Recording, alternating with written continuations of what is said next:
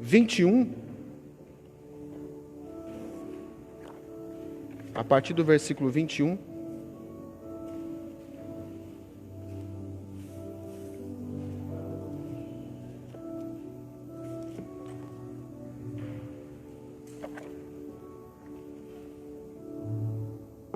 Que diz o seguinte: antes vocês estavam separados de Deus. Antes vocês estavam separados de Deus e na mente de vocês eram inimigos por causa do mau procedimento de vocês. Mas agora Ele os reconciliou. Jesus nos reconciliou. Guarde essa palavra. Pelo corpo físico de Cristo, através do sacrifício de Jesus, nós fomos reconciliados, reconduzidos. Antes nós estávamos o quê? Separados. Mediante a morte, para apresentá-los diante dele santos, inculpáveis e livres de qualquer acusação. Não há mais culpa, não há mais acusação. Aqueles que estão em Cristo é nova criatura. Eis que tudo se faz novo. Não há condenação para aqueles que estão em Cristo Jesus. E olha só o verso 23. Para que nós sejamos inculpáveis, santos, livres de qualquer acusação, nós precisamos, ele coloca no versículo 23, uma condição. A condição é essa: desde que nós continuem alicerçados, firmes na fé, sem se afastar. Outra condição: precisamos estar firmes na fé, alicerçados na fé. E a outra condição é sem se afastarem da esperança do Evangelho. Não podemos deixar, não podemos esquecer da esperança que é o Evangelho. Evangelho esse que vocês ouviram e que tem sido proclamado, pregado, anunciado a todos os que estão debaixo do céu. Esse é o Evangelho do qual eu, Paulo, me tornei ministro.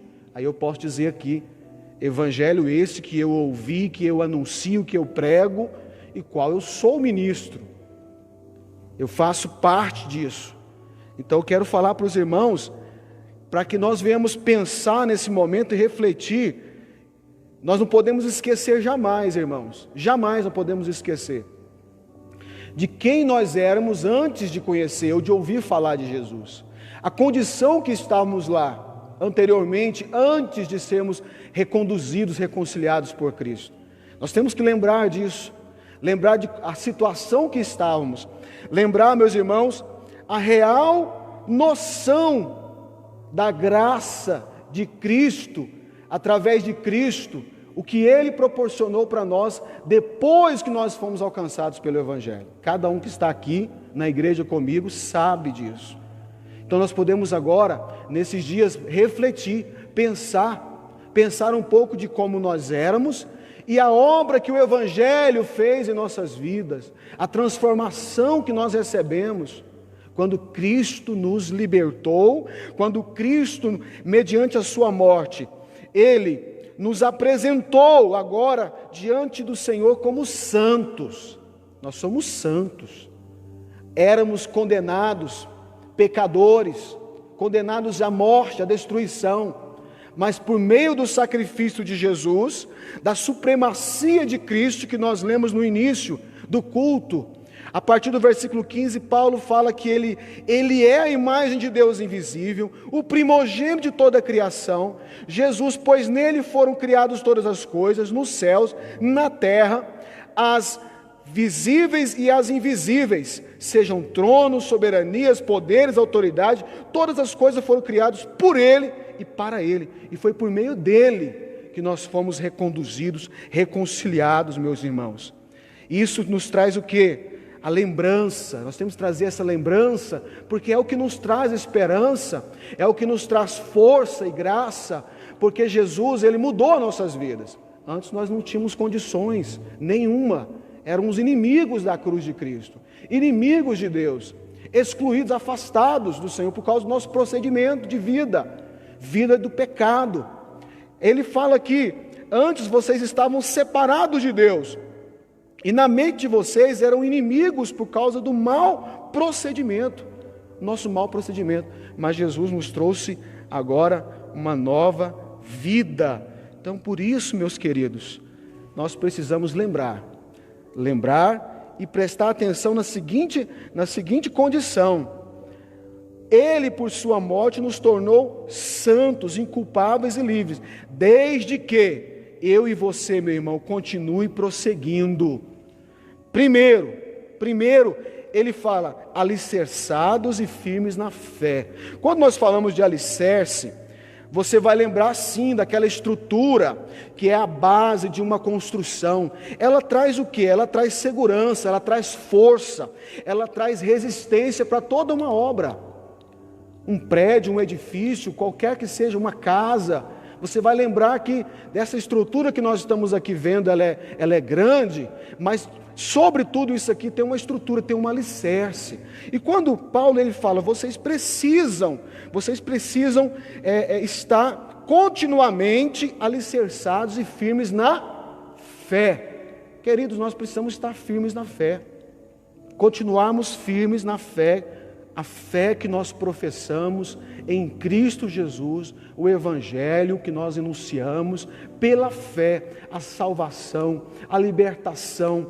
Jesus Cristo, Ele é o mesmo ontem, hoje e eternamente, o mesmo que cura, que liberta, que transforma. Ele é o caminho, a verdade e a vida. Não há outro caminho a não ser Ele é o próprio caminho, Ele é a porta para nós, meus irmãos, não há outra porta, não existe outra, Ele é único. Então nós temos que estar firmes nesse propósito. Vem o desânimo, vem as notícias ruins, pode balançar, os ventos podem ser fortes, como aconteceu lá no estado do Rio Grande do Sul, na região sul do Brasil. Nós vimos ali uma situação triste, quantas famílias perderam suas casas, né? Quantas famílias viu como é terrível ver ventos que são capazes de destruir construções. E olha que aquelas construções muitas vezes que se destacam e permanecem firmes, mesmo quando vem vendavais, como aconteceu lá, ciclones, como aconteceu lá, permaneceram ainda intactos. Por causa do que, irmãos? Do alicerce, da estrutura que foi feita, a base que foi feita. E a sua fé precisa estar firme e firmada em Cristo Jesus. O irmão Adriano, mas a irmã Aline trabalha com construção, eles sabem da importância que é uma base. Nosso irmão engenheiro, ele sabe como é importante construir uma boa estrutura na base, porque o sucesso do restante da construção vai depender da base. Assim tem que ser a sua vida cristã. Você precisa lembrar, trazer a sua memória do que você era e o que o Senhor fez na sua vida. E se você, meu irmão, está nesses dias, talvez com a sua fé abalada, um pouco disperso, lembre-se que Jesus transformou a sua vida, mudou a sua história. E a sua fé, ela tem que estar firme de forma que ela tenha resistência. Agora sim, diante de um momento que a gente não tem mais a possibilidade de reunir, não podemos reunir juntos, fazer aqueles momentos agradáveis que nós tínhamos antes. Então nós estamos passando dias difíceis. Mas se a sua fé, meu querido, estiver firmada na rocha, que é Cristo Jesus, se o seu alicerce estiver firme, com resistência, você vai estar de pé. Você vai continuar de pé, mesmo que as tempestades, os vendavais tenham sido muito duros. As notícias têm sido como vendavais de nossas vidas. Tem sido trágico, tem sido algo muito doloroso para muitas famílias. A sua fé tem que estar inabalável. Amém? Outro ponto importante que ele fala, não se afastar da esperança do Evangelho, que ouvimos e que tem sido proclamado. Não se afaste da esperança do Evangelho. Isso quer dizer, meu irmão, isso significa que sem Cristo, sem a pessoa de Cristo, a esperança nessa vida, ela é insignificante. Quando ele diz, não se afastar da esperança do Evangelho, ele disse antes, o alicerçados e firmes na fé, não se afastar da esperança do Evangelho que ouvimos e que tem sido proclamado. Isso quer dizer, meu querido, exatamente que sem Cristo, sem a pessoa de Cristo, a esperança nessa vida ela não tem nenhuma razão. Ela é insignificante, ela não tem nenhum valor, é desprezível. Não há nenhuma razão nenhuma para nós existirmos aqui sem Cristo Jesus. Não há esperança nenhuma sem Cristo Jesus. E a sua vida ela não vai romper de maneira nenhuma sem Cristo Jesus. Sem Jesus nós não somos nada. Por isso nossa esperança no Evangelho, porque o próprio Evangelho é Cristo. Jesus, Ele é o próprio Evangelho. Ele é a boas novas. Boas novas essas que nós proclamamos. A Bíblia diz em Romanos que a fé, ela vem pelo ouvir a palavra de Deus. Então, quando nós ouvimos, nós estamos alimentando a nossa fé. A Bíblia diz que sem fé é impossível agradar a Deus, porque Ele precisa que você, que eu, venhamos demonstrar que nós cremos que Ele é Deus, e que Ele existe, e que Ele é o nosso Salvador. Por isso que a salvação é mediante a fé, crendo que Ele é o único Senhor da sua vida, que Ele é o único Deus na sua vida. E é por isso que nossa esperança precisa estar firme no Evangelho. Evangelho esse que nós ouvimos, Evangelho esse que nós proclamamos, e que nós somos ministros desse Evangelho, ou seja, nós cuidamos, nós ministramos, nós somos responsáveis por proclamar o Evangelho. Não perca a sua esperança, não se afaste do Evangelho, não se afaste das boas novas. Não se afastar da esperança do Evangelho é uma condição para que você continue sendo conduzido ao Pai, para que você seja reconciliado, para que você seja na condição agora de filho, para que você, meu irmão, não exista nenhum tipo de culpa, não existe, você é livre. Por isso nós temos que estar firmes na fé, nossa base, nosso alicerce. Não se afastar da esperança do Evangelho. Cristo é o próprio Evangelho. Tudo que está relatado nos Evangelhos fala dele. Acabei de ler aqui, no versículo 15, tudo aqui, o versículo 17, Ele é ante todas as coisas, Cristo. Nele tudo subsiste, Cristo. Ele é o cabeça do corpo, que é a igreja. É o princípio e é o primogênito dentre os mortos, para que em tudo tenha supremacia, pois foi do agrado de Deus que nele habitasse toda a plenitude, e por meio dele reconciliasse consigo todas as coisas, tanto as que estão na terra, quanto as que estão nos céus, estabelecendo a paz pelo seu sangue derramado na cruz. Oh glória, é para ele.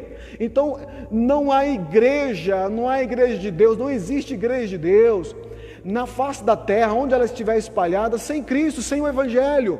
Não tem como. A nossa esperança é o Evangelho, a nossa estrutura, a nossa base é o Evangelho, é Cristo. A nossa esperança é o Evangelho, é a palavra que fala sobre Cristo Jesus. Se falaram dele no Antigo Testamento, anunciaram ele no Antigo Testamento. O Evangelho completou o que nós chamamos de Antigo Testamento. Tudo se completa em Cristo. As lives que nós fazemos agora só se completa se ela estiver alicerçada, se ela estiver na base, o princípio seja Cristo. Quando adoramos, quando pregamos, quando anunciamos aqui a palavra de Deus. E aonde ela for, e aonde ela chegar, o que nós vamos falar aqui é exatamente Cristo Jesus. Ele é o único que pode salvar a sua vida, libertar a sua vida, somente em Cristo. Eu quero aqui dizer para você também,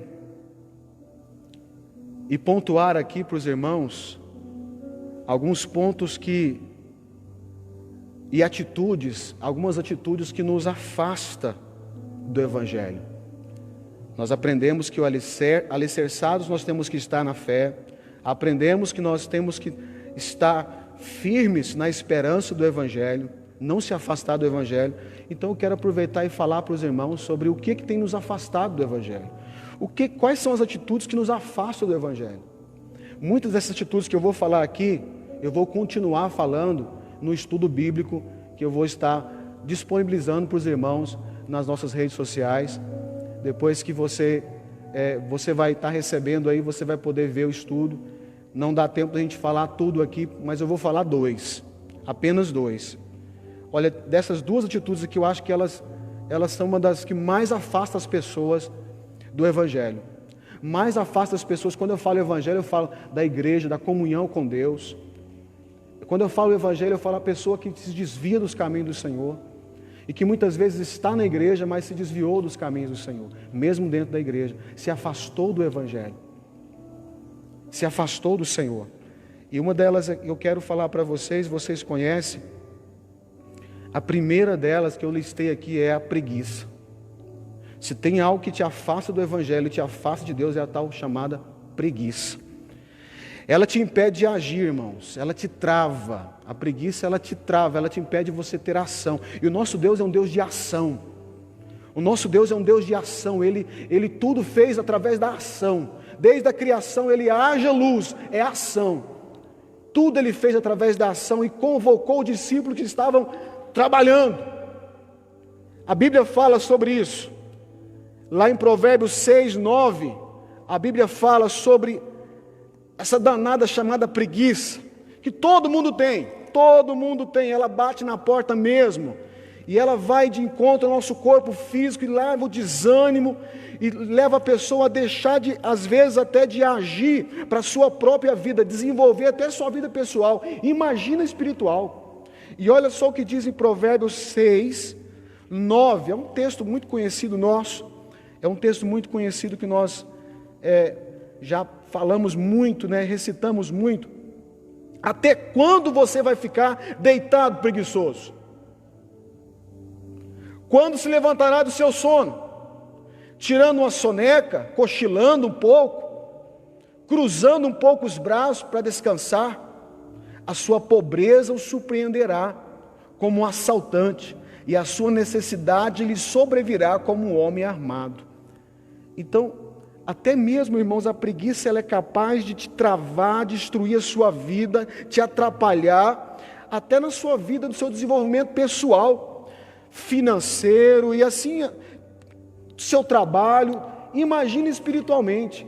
Então não permita que isso aconteça na sua vida, não deixe isso acontecer na sua vida espiritual, porque a danada da preguiça te impede você de orar, isso é, de você ter um relacionamento com Deus sólido. A preguiça te impede, meu irmão, de você ler a Bíblia. Não, eu leio depois. Coloque em segundo plano as coisas que são de Deus, a palavra de Deus, a sua vida espiritual, a adoração e servir a Deus passa a ser segundo plano. A preguiça ela toma conta de nós quando nós deixamos de priorizar o reino de Deus e passamos a priorizar o meu bem-estar. O que é agradável a mim é a meu corpo. Nós lutamos diariamente contra a nossa natureza carnal, humana. E a carne, ela milita contra o espírito contra a carne. É constante isso. Está registrado em Gálatas, depois você lê. Fala sobre essa luta diária que temos. Mas nós vivemos pelo Espírito, meu irmão.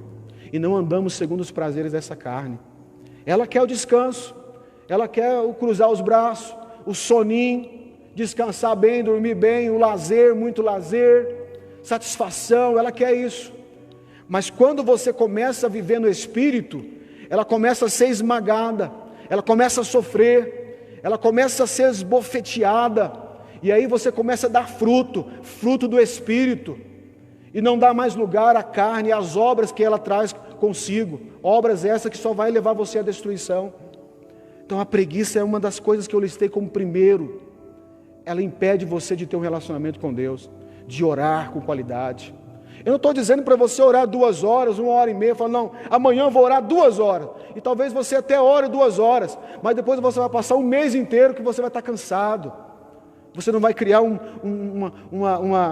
uma disciplina da necessidade que nós temos de buscar a presença de Deus, da necessidade que nós temos de buscar em espírito as coisas de Deus, lendo a Bíblia, por exemplo. Eu vou ler a Bíblia inteira. Você vai ler só por ler, não como prioridade de ouvir Deus falar com você. Não é quantidade, meu querido, mas qualidade que você tem dado.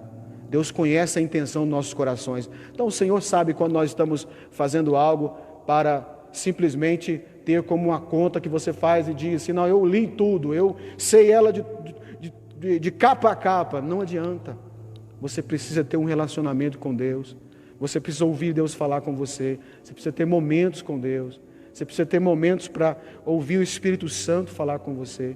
Então eu diria para você, tire a preguiça da sua vida na área espiritual e, se for possível, até em toda a sua vida pessoal também, porque isso vai ser bênção para você e vai ser saúde para você. E agora, com esse negócio ficar em casa, alguns podem até ficar, conseguem ficar, trabalham em casa, outros não tem como. E muitas vezes nós estamos tão acomodados em nossos sofás, tão tranquilos, que estamos esquecendo que o mundo espiritual não parou. Não existe quarentena para o mundo espiritual, meu filho. O mundo espiritual não existe quarentena para você parar de ler a Bíblia, parar de orar, parar de vigiar. O diabo também não parou a quarentena dele, não. Ele tem por séculos e séculos destruindo, e o papel dele é matar, roubar e destruir. Quantas famílias destruídas, quanto a violência tem aumentado por causa de tudo que nós estamos passando. Não está acontecendo só a pandemia, não. Outras coisas estão acontecendo. Vidas espirituais sendo destruídas. Vidas espirituais sendo arrebatadas pelo diabo. O inimigo tem tirado através do quê?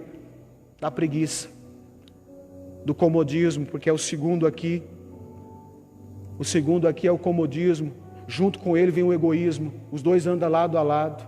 A preguiça e o comodismo e o egoísmo têm levado as pessoas a se afastar do Evangelho. E o Senhor está dizendo para nós aqui, não se afaste da esperança que é o Evangelho. Não se afaste.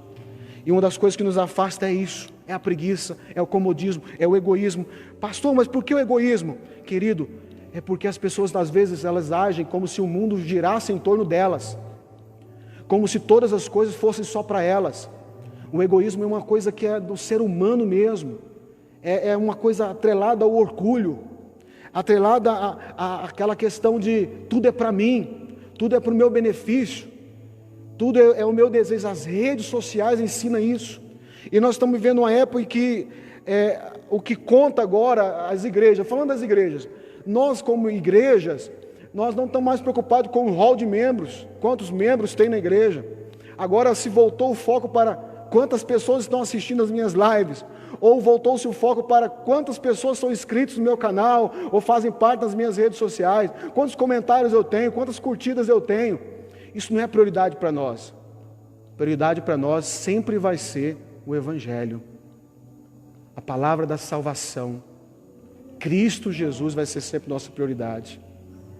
E hoje nós, a cada momento que o mundo vive, nós estamos vivendo um momento histórico. É um momento histórico, nós podemos contemplar essas coisas e começar a pensar e raciocinar. O mundo criou suas prioridades, mas a sua, meu irmão, nunca mudou. É Cristo. Não deixa o modismo tomar conta da sua vida. Centraliza naquilo que é prioridade na sua vida. E Jesus, ele nunca pode deixar de ocupar o primeiro lugar na sua vida. Ele é a centralidade, ele é o alicerce da sua vida, da estrutura da sua vida. Não se afaste do Evangelho, não se afaste da presença de Deus. Por mais que você está envolvido nesse mundo virtual hoje, tudo é virtual, para nós não é segundo plano essas coisas. Nós queremos que as pessoas vejam, nós queremos que o nosso canal tenha 1.000, 2.000 pessoas, queremos. Mas nossa prioridade é se essas pessoas estão sendo alcançadas pelo Evangelho, se essas pessoas as suas vidas têm sido mudadas, se essas pessoas têm sido confortadas com a palavra de vida eterna, com a palavra de esperança. Esse é o nosso alvo. Não é mais em quantidade de pessoas, do tamanho de nossos templos. Antes a preocupação era se nossas cadeiras estavam todas cheias, agora eu estou vendo aqui cadeiras vazias. Mas isso para nós é um tempo apenas, e nós não podemos deixar de lado a nossa prioridade, que é anunciar e pregar o Evangelho. E eu te pergunto, o que você tem feito? No contexto que você vive, seja primeiro começando na sua casa, você tem se preocupado com a vida espiritual da sua família? Como eu falei, o inimigo não está em quarentena. E nem Deus, Ele trabalha o tempo todo. O Senhor está dia após dia, horas e horas, minutos e minutos, segundos em segundos. Ele está agindo, Ele está trabalhando em teu favor. Não se esqueça disso. Meu Deus, Ele não descansa. Ele não dorme como nós precisamos descansar. Ele está atento. A Bíblia diz que Ele está atento ao clamor que se fizer. Ele está pronto para nos ouvir.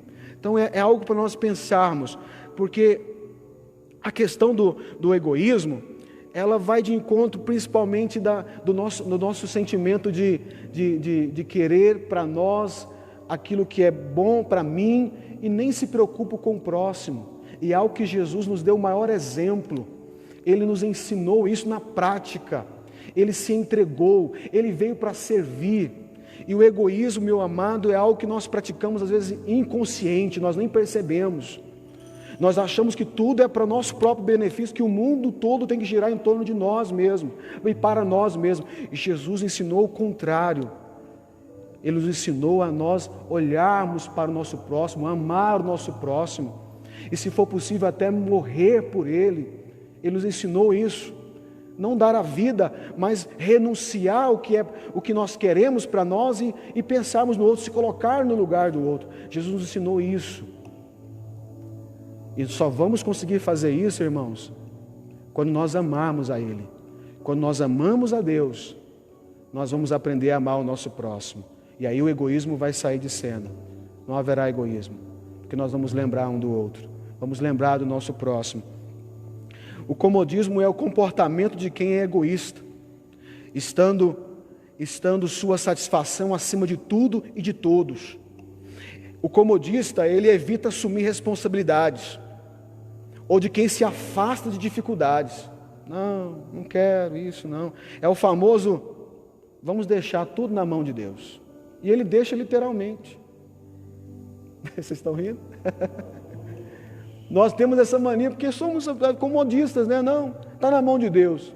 Deus está agindo, mas não está orando, não está buscando. E às vezes nós falamos assim da boa vontade, né? Não. Tudo está nas mãos de Deus. Será que isso é fé, meu irmão? Muitas vezes não. Nós queremos sim que esteja nas mãos de Deus, mas vamos agir para isso, colocando na presença dEle, intercedendo, pagando um preço, orando pela sua família. Aí você olha assim, não é impossível, não vai, está nas mãos de Deus. E você esquece e foge daquela questão, né? Afasta das dificuldades. Porque eu não quero assumir responsabilidade. Não vou assumir não, pastor. Quando eu falar para o senhor que eu jejum mesmo e ponto final. Então eu prefiro não falar, e assim vai anos e anos, não tira mais tempo para jejuar, para dedicar um momento com Deus, e assim, não, minha vida está nas mãos de Deus. Sim, meu irmão, nossas vidas estão nas mãos de Deus, mas Ele espera que você tenha a sua fé alicerçada. Ele espera que você não se afaste da esperança do Evangelho. Aleluia. A palavra de Deus fala em Lucas, capítulo 2, 10, fala do momento em que o povo estava sem esperança nenhuma, né? O povo estava desolado, o momento do nascimento de Jesus. O povo estava desesperado, o povo estava sendo subjugado pelos romanos, sofrendo. E aí, meus irmãos, o anjo trouxe uma notícia para eles, uma notícia tremenda. Diz o seguinte: o anjo do Senhor disse: não tenham medo, estou lhes trazendo boas novas. Ao Evangelho, boas novas de grande alegria, que são para todo o povo. Hoje, na cidade de Davi, lhes nasceu o Salvador, que é Cristo, o Senhor. Não podemos ficar longe dele, meu irmão. Nesse dia foi um dia mais especial para os nossos irmãos judeus. Os hebreus ali estavam desesperados. Quando é que chegaria o dia que o Messias viria? E o anjo anunciou: na cidade de Belém, na cidade de Davi, Belém, lhes nasceu o Salvador, que é Cristo, o Senhor. Quer esperança mais do que essa, meu querido? Lança fora o egoísmo, o comodismo, a preguiça. Não tem como vivermos sem Cristo. Não tem como vivermos sem Jesus. Não há evangelho sem Jesus. Não há pregação se Jesus não estiver nela. Não há louvor se Jesus não estiver. Tudo é para Ele. Tudo pertence a Ele. e não podemos viver sem o Senhor. Não podemos viver sem Cristo Jesus. Que esta palavra possa falar no teu coração. Se você puder compartilhar com outra pessoa, com outra família, passe notícias boas, boas novas. O anjo do Senhor trouxe uma boa notícia. Eu vos trago boas novas. O Evangelho é as boas novas. Leve boas novas, meu irmão. Leve boas novas, meu querido irmão. Aonde você for, anuncie o Evangelho, porque a esperança que temos está no Evangelho. Amém? Agradeço a presença na live da irmã Rose, do irmão Jean, da irmã Gabriela, a irmã Valdete, a irmã Lidiane, a irmã Loides, a irmã Maria do Carmo, a irmã Gersina, a irmã Suelina e outros talvez que chegou aí no meio do caminho, você chegou já no finalzinho. Eu quero orar pela sua família. Se você puder nesse momento fechar os olhos onde você estiver, os irmãos aqui vão ficar de pé junto comigo e eles vão me ajudar a orar por você. Os irmãos que aqui estão vão estender as mãos e vão estar orando pela sua família, aonde você estiver, por nossa nação. Deus vai visitar nossos governantes que têm que tomar decisões importantes para a saúde da população. E eu creio, meu irmão, na esperança do Evangelho. Eu creio, meu irmão, em Cristo Jesus, nosso Salvador. Eu não quero viver sem Ele. Eu não quero viver, não quero andar, não quero respirar sem Ele. E essa é a nossa oração, que você também não consiga passar essa quarentena sem Jesus. Que você não venha passar um minuto sem a presença dEle. Se você está trabalhando na linha de frente, você não pode esquecer que Jesus é contigo. Não se esqueça que Ele está do seu lado, Ele nunca te abandonou. Não se esqueça que Ele nunca, meu irmão, te deixará. Ele estará ao seu lado todos os dias. Lembre-se disso. Ele está aí agora onde você está.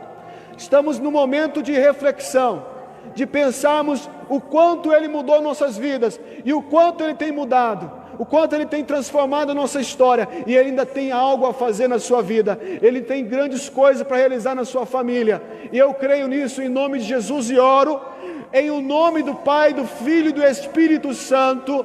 Nós oramos, Senhor, ministrando, Pai amado, uma fé sobrenatural, uma fé, Senhor Deus, alicerçada na rocha que é Cristo, o autor e consumador da nossa fé. Meu Deus, nós oramos juntos pelas famílias desta nação, pelas famílias, Senhor Deus, que nesse momento choram os seus entes queridos que perderam para essa pandemia. Pai amado, nós oramos, porque em tempos difíceis o Senhor é o único que pode transformar todo esse pranto em alegria. Meu Deus, Tu és o único que pode transformar toda essa enfermidade em cura e libertação. Pai amado, eu oro aqui agora, clamando pela libertação física, que é a nossa restauração da saúde deste país, deste mundo, mas também, Senhor, mais do que isso, mais importante que a saúde física, é que sejamos curados, libertos no Espírito de Deus, pelo poder que há no Espírito de Deus, que nos convence do pecado, que nos liberta da nossa condição, Pai amado, de pecadores que somos, para que possamos voltar-se para a maravilhosa luz que é o Senhor Jesus, Pai. Uma nova vida o Senhor pode nos dar, e mais importante que a cura física, é a cura do nosso espírito, da nossa alma, de sermos curados, Senhor, de sermos libertos do nosso egoísmo, da preguiça, do comodismo. Levanta-nos, Senhor, aonde estiver essa pessoa me ouvindo, toca agora, Senhor, fortaleça agora, Senhor, porque nós lançamos por terra agora todo mal e todo inimigo que atua, trazendo cansaço, trazendo desânimo, trazendo a preguiça, trazendo, Senhor Deus amado, a opressão. Pai, o Teu sangue tem poder agora. Restaura a fé do Teu povo, para que possamos estar inabaláveis, para que possamos estar de pé na presença do Senhor, quando formos chamados para a glória. E não estaremos sozinhos, porque vamos anunciar o Evangelho, vamos pregar a verdade que é Cristo, que liberta, que cura, que transforma. Vamos continuar anunciando a palavra, a palavra que pode nos restaurar e que pode sarar essa nação.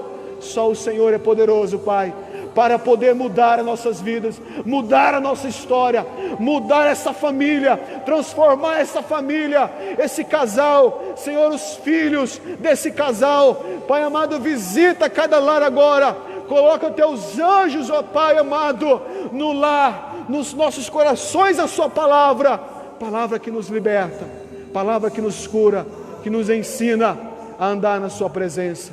Perdoa os nossos pecados, Senhor. Lava-nos, Senhor. Restaura-nos, Senhor, em nome de Jesus. Você de casa, você aqui, meu irmão, diz amém nessa noite. Sela esta palavra aí no teu coração. Guarda aí essa palavra no teu coração. Lembre-se de tudo aqui que você recebeu do Senhor. Palavra essa que é para a sua restauração, para que o Senhor venha te fortalecer, meu irmão, porque isso aconteceu comigo. Aconteceu comigo. Deus, quando falou a minha vida,